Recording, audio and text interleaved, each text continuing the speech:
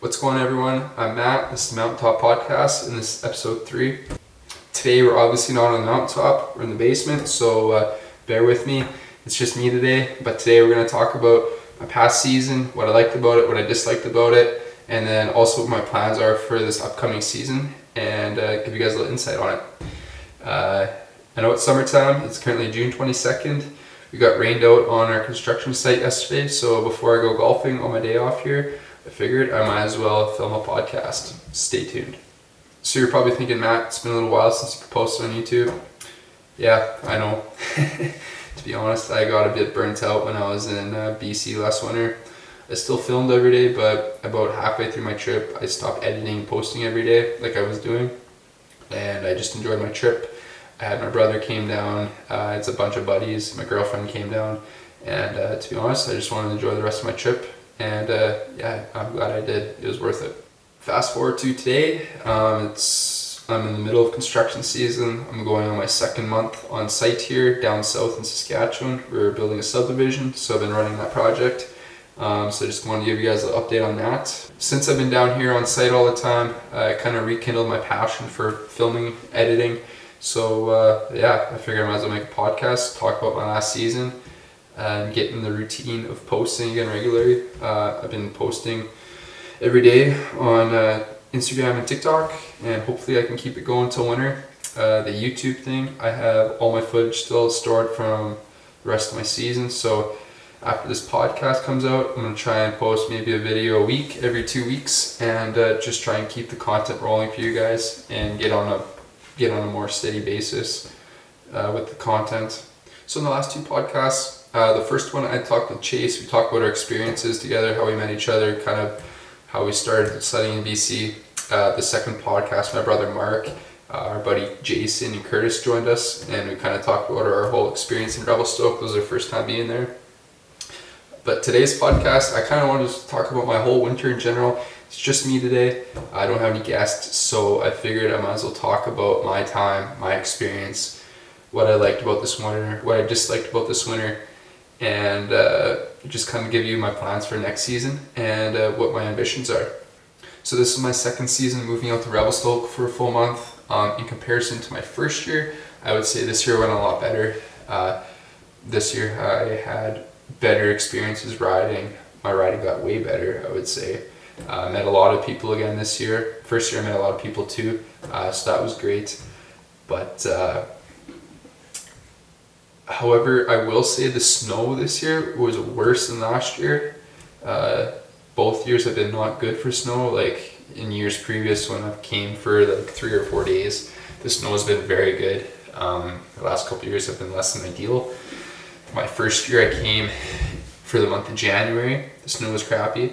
So this year I was like, well, I'll come in February. The snow was good in February. My last year I went, but it was poor when I was there. So this year I came in February and kind of got skunked again this year. And the snow came a week after I left. So it is what it is. I can't control the weather. Made the best of it. But yeah. So to start out this season, I kind of knew what to expect more. I had my living accommodations dialed in. I was staying at the same place. I knew what I needed. There was no guesswork. I knew where everything was in town, what I needed, kind of prepared for it. I had the gear. I had bought the stuff I wanted that I didn't have last year. So I felt very well prepared. I drove to Revelstoke. It was good. Everything went smoothly. And my first day riding, it was tough. Really tough. First day, the snow was super wet and heavy.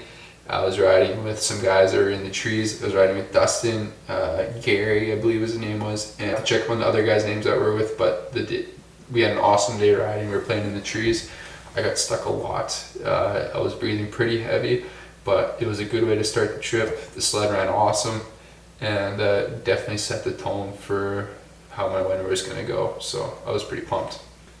So this winter, it was the first winter that actually had kind of some ambassadorships. I got my new sled, I had the big screen, so I really did my sled up this year. Here's a photo of it. I was pretty proud of it. I was happy with the way it turned out. I had all my colors dialed this year and it looked great. So how I'm going to go through the rest of my season here with you guys is I'm going to just kind of scroll through my photos because that's the best way I can do it. I guess before I went to Revelstoke for the month, I went with my dad and brother and we rode for like 3 days just after Christmas, just kind of a father-son trip. We had a blast. The snow wasn't great, but we made the most of it. We usually do that trip annually, so it was good to keep the tradition going. So the first thing I kind of wanted to talk about my winter was first the people I met and the people I kind of met up with again this year that I met previously. I rode with my kind of core group of guys, which was Chase, Dustin, and Cody. But then throughout the trip I rode with a bunch of different people. I had some buddies who I went to engineering school with. They came down for their first trip. And my buddy Jason and Curtis come down for their first time in Revelstoke. When Mark came down, we had a blast again there. I had Justin come down and he brought a bunch of his buddies from back home in Sask who I kind of knew through mutual friends. So it was a blast. Who else did I have come out that I met? Oh, I was riding with Justin Hines one day, and he had a big group from Ontario that he was riding with. The Ontario boys were a great group. They actually invited me over the first day that I met them to this massive log cabin that they had. It was down by the river, and it was pretty cool. They invited me in. We had a couple beers. They cooked us nice steaks for supper. Talked about the day, and they invited me to go riding with them again the next day. I'll post a couple photos of that day here, but it was a great group. I also was fortunate enough to have my girlfriend come down. She knows it's my passion to go out there, go sledding, so it was pretty cool to kind of show her around and show her why I'm so crazy about sledding and why I want to disappear for a month and go do it and spend all the money on it. Although the snow wasn't great, I was still able to show her the mountain. She came when my engineering buddies were up, so we two-upped, but the snow was not ideal. Your sled would overheat on the trail, off the trail. Your carbides wouldn't even make a dent in the powder. So I was just happy I was able to take her up. You had good visibility, so we took her up to the top of the mountain, took her to the ridge line, and kind of just showed her the sights. But we also did a bunch of other things. We went skiing. We're being tourists. We went to the hot springs. That was a pretty cool thing to do. Here's a couple photos of that. It was pretty neat.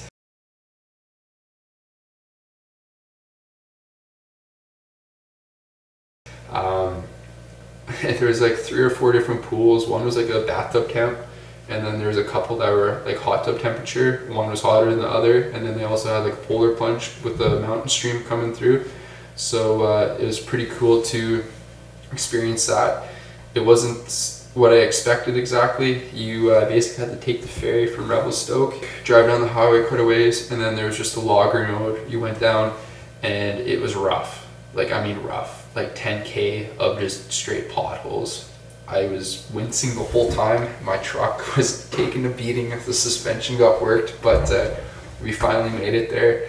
And they had a bunch of stairs and stuff, but it was wintertime, so there was like just a sheet of ice, so you basically had to butt scoot all the way down to the river where the hot springs were.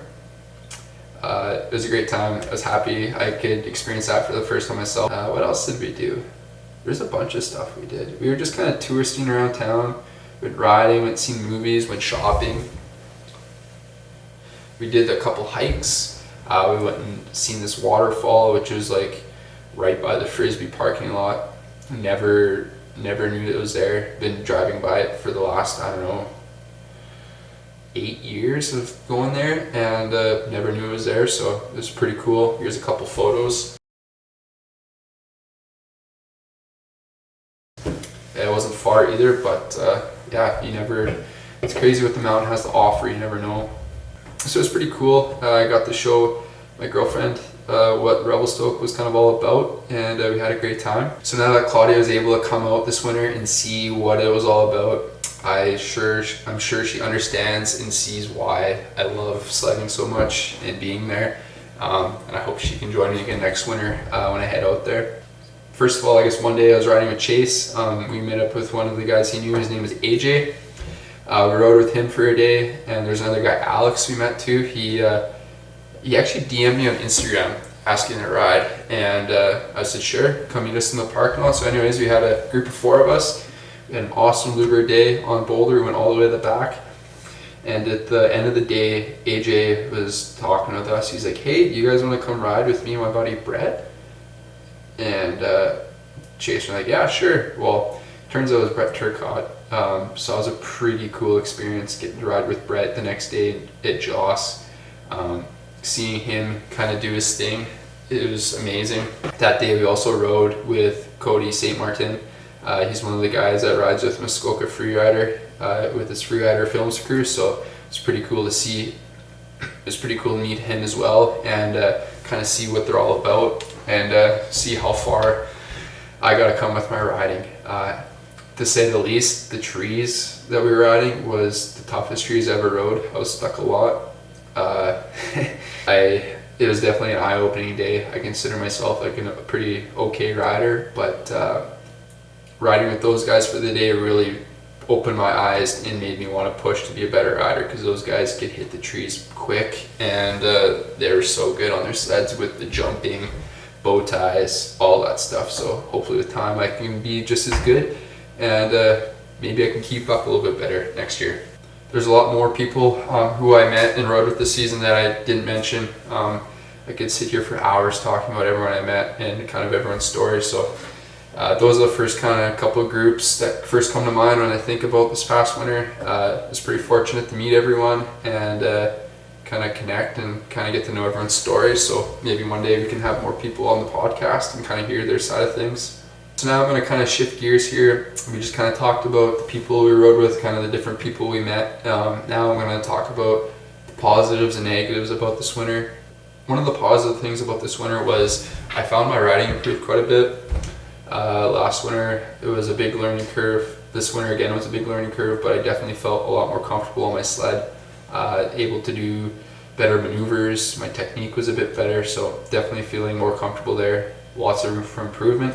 But that was one thing that was really, really good for me. The second thing from this winter that I found that went really well was last winter I noticed that my lower back was hurting quite a bit after the season. It hurt to ride a bit just with my pack on and everything. So this summer I really focused in the gym on certain areas of my fitness, like back strength, lower body, building up my quads and my legs better, lower back, lots of deadlifts, and trying to improve my cardio and like grip strength. So people may say that sledding is not a very physically active sport. Those people who probably say that probably have never been out west and are probably trail riders. Not to not to throw any shade or anything, but when you're out west riding the mountains, it is physical. Like my videos this year, I had a little microphone right by my mouth, and the whole time you can hear me is like I'm breathing heavy all the time. Next year I'm not going to run that mic, but sledding in BC is very physically demanding. I was pretty happy this year about my fitness. I came this season in better shape, I'd say. I focused on areas of weakness like my lower back, my legs. I did a lot of deadlifts and tried to improve my lower back strength, where I felt a lot of discomfort last winter, and same with my arms. Last winter my elbows were absolutely killing me, so I was pretty happy that the effort I put in the off season to like my fitness and everything, it paid off. I noticed the difference this winter. I wasn't as sore. I was stronger. I was able to get myself unstuck more. Rolling my sled over was easier. So yeah, I would say my fitness improved. Another good thing about this winter was I kind of had prepared for everything that I needed to in terms of like living conditions. Last winter I was pretty well prepared, but this year I knew exactly where I was living. I had a spot for everything. Like I had a drying room set up in my Airbnb, and everything was dialed. Made it easy for me just to go sled, come back, undress, dry my stuff out, edit, and just try and enjoy myself when I was there.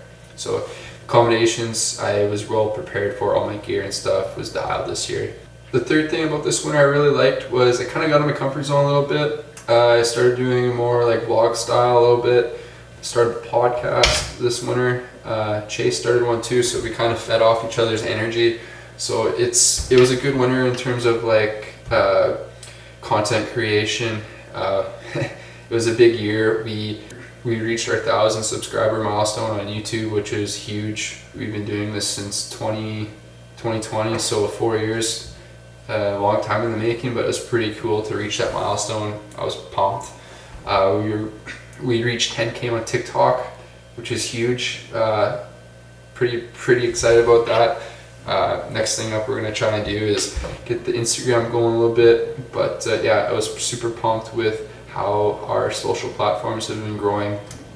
Even though I stopped posting throughout the winter, we still have our 1,000 subs. We got monetized, and we're just gonna try and build it up from there and see what happens. So there are some positives. What are some negatives? Well, first off, the biggest negative from the season, I would say, would be the snow when I was there. When I planned my trips, I plan it a year in advance. I booked my accommodations. This Airbnb I stay at usually books up, so I kind of have to book it like almost a year in advance. Last year, I went for January, and all of January we didn't get a lot of snow, but then in February it dumped. So it was unfortunate that I missed it. So this year, or this past season I guess, I decided, okay, I'm going to go in February this year and hope that the conditions are better, being that it's later in the season, and hope that we got a lot more snow. Looking back at the season, it didn't happen. I would say the snow was actually worse this February than it was last year. So I did my whole month. Snow was kind of average, then it rained. Snow got super hard and iced up once it cooled off, but I was fortunate. That's when my girlfriend came out, and we were able to kind of get away from the sledding, kind of give it a little, like a week for the snow to come and for it to kind of soften up a bit. So then when she left, the snow got better. We got a little bit more snow and we were able to ride again. So in terms of timing, it worked out good that she came then, and we kind of did other things while the conditions were great. And at the end of the trip, we did get a bit more snow, but we're fighting that hard ice pack underneath, and it made for some very interesting conditions, I would say. Like, you could be going up some faces and you could be just wide open, but you could just feel your track like skipping like on the snow, like just skimming that ice surface, and you're not really getting that much traction. There's maybe 2.5 feet of fresh. So that was kind of probably the biggest downside of the winter. And of course, after I left, I think it was a week after, Revy got dumped on. But what do? Can't help it but just kind of laugh and hope for better luck next year. I still had an awesome season. Really enjoyed it. And yeah. So the last thing I'm going to talk about in today's podcast is my plan for next season. The last 2 seasons, I've kind of been unfortunate with weather. So I'm going to kind of change my approach. Last year, or this past season, I guess I should say, I'm kind of locked into my Airbnb for the month. I'm booked, I'm paid, and I kind of got to stay. So that's what I did this year. I kind of just stayed. This upcoming season, my plan is to not book an Airbnb for a month and hotel it. And then I can kind of plan my trips around the weather and kind of maximize the amount of riding time with the conditions, and not have to take a full month off and have maybe out of 31 days, maybe only have 20 days of like decent snow and decent riding. I can maximize my riding time in the better conditions. So I've been kind of looking around at hotel deals. I would say that in the summertime is one of the better times to book your hotels. For example, I was looking on Expedia. I booked like from January 12th to like March 2nd off in hotels, and I've got some really good deals. Like there's a couple that were like 45% off. Like it cost me $105 a night for 2 weeks. So with that, I kind of had the opportunity to kind of pick and choose when the weather's good and cancel my hotel reservations if I give them enough notice and I'm not out with that money. So I hope that plan works better this year. My buddy Dustin, that's what he's done the last couple seasons, just kind of time the weather and booked all of his hotels like the summer in advance. So I hope that works for me this year. And if it doesn't, I'll maybe change my approach next year or the year after that and go back to Airbnbs. But for this season, I'm going to hotel it and kind of see what that brings. for this upcoming season, I decided to keep my same sled. 2025 release for Ski-Doo. Wasn't really anything new. They have a new module for the big iPad screen that lets your sled track itself by itself. You don't have to have your phone plugged in, which is kind of annoying. So it's okay though. I can buy that module for my sled and just plug it in, so not a big deal. And then I think the new sleds had different colors and then a different shock package for the Expert Turbo, so it wasn't worth buying a new sled this year. I only put like 1,000 miles on my sled last year, so decided to keep my sled for this season, and I'll probably keep it for one more. I might just get the extra year warranty and I kind of ride that out and see how the sled does. But in terms of setup, I'm going to keep with it. Everything worked flawlessly, I would say. That's kind of all I'm going to talk about today. I don't want to sit here and ramble. It's kind of tough just talking to yourself. This is the first time for me doing it like this, but I'm glad I did it. It gives me something to do other than golfing on my evenings and days off down here. So yeah, thanks for watching, guys. Next podcast, I think I'm going to talk about my film setup and everything I carry in my bags. There's a lot of stuff that you accumulate when you go sledding, and there's some gear that's not necessary, but then there's gear that is necessary. So kind of finding the right way, or the way that works for you to pack all that stuff on your sled and on your body and not make it too cumbersome and too heavy is kind of a difficult task. So I kind of have a system that works for me and it's dialed. So next episode I want to talk about my setup, and yeah, so stay tuned for that. That being said, I'll try and maybe get some more guests on. I'll try and get my dad. It'd be cool to reconnect with Chase and kind of talk about how the rest of his season went after I left. But yeah, that's all I'm going to talk about today, guys. I hope you guys enjoyed it. Stay tuned. I hope everyone has an awesome Canada Day and July long weekend. This will come out after the long weekend because I'm not going to want to edit when I'm home. I'm going to get out and see my buddies, go to the lake, have a good time. So see you guys next time. Cheers.